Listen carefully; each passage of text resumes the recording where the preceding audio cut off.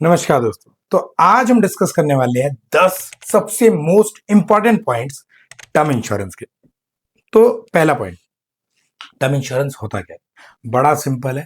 Term insurance is a salary when there is no more salary. It means आपके absence में या आपके होने ना होने के बाद भी आपकी फैमिली का लिविंग स्टैंडर्ड, उनके एक्सपेंडिचर, आपके गोल्स बच्चों को लेके सारी चीजें एज इट इज चलती रहे, भले ही आप उस टाइम पे अर्निंग पर्सन है या नहीं।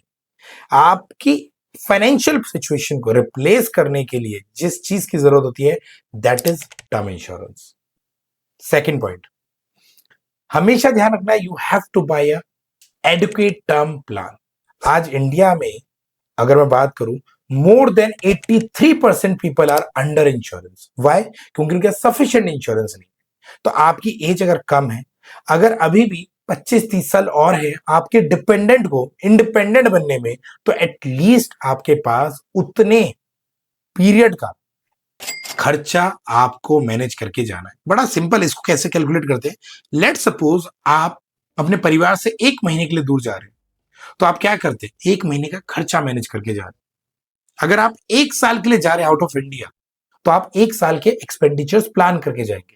अगर हम जिंदगी भर के लिए जा रहे हैं, तो we have to plan for the whole life. तो जितने आपके मंथली एक्सपेंसेस हैं, ठीक है, इसका बड़ा सिंपल सा formula, life L for all liabilities. जो आप लाइबिलिटीज ऑलरेडी क्रिएट कर चुके हैं वो आपको पे करके जाना है, minus I for investment, plus F for future goals, E for all expenses which you have plan. इस कैलकुलेशन के through you will get proper amount, कितना पैसा आपको इंश्योरेंस में लेना चाहिए।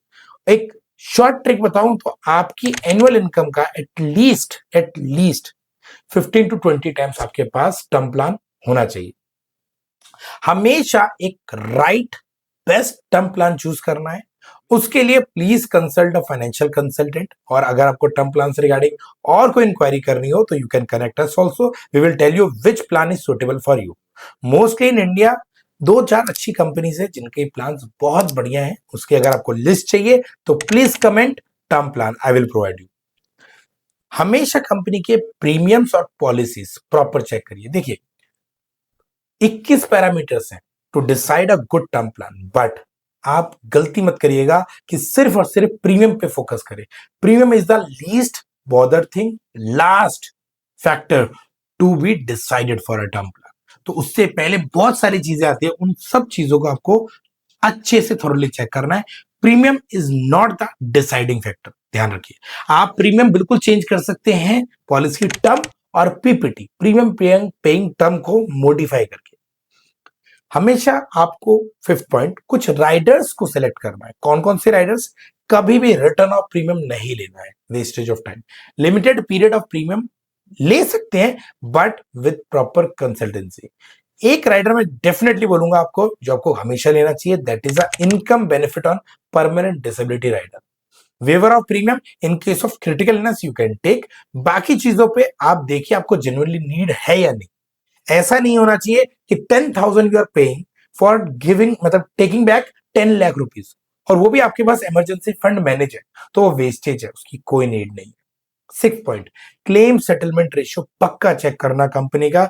जिस भी कंपनी का क्लेम सेटलमेंट रेशियो और incurred claim settlement ratio must be more than 98, incurred claim ratio must be more than 8।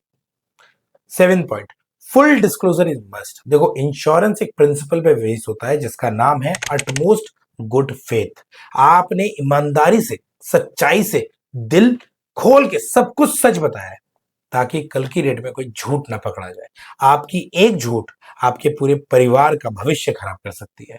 तो कुछ भी हो जाए, आपको सब कुछ सच सच क्लियरली बताना है। एट पॉइंट, हमेशा पॉलिसी के जो फाइन प्रिंट है, कंडीशंस है, रीड आउट जरूर करना। Ninth point, if you are married, आपको हमेशा married women property act sign जरूर करना है, ताकि आपके टर्म प्लान का पैसा कोई भी कंपनी किसी भी लाइबिलिटी के लिए, लोन के लिए एक्वायर ना कर सके, वो सिर्फ और सिर्फ आपकी धर्म पत्नी को ही मिले।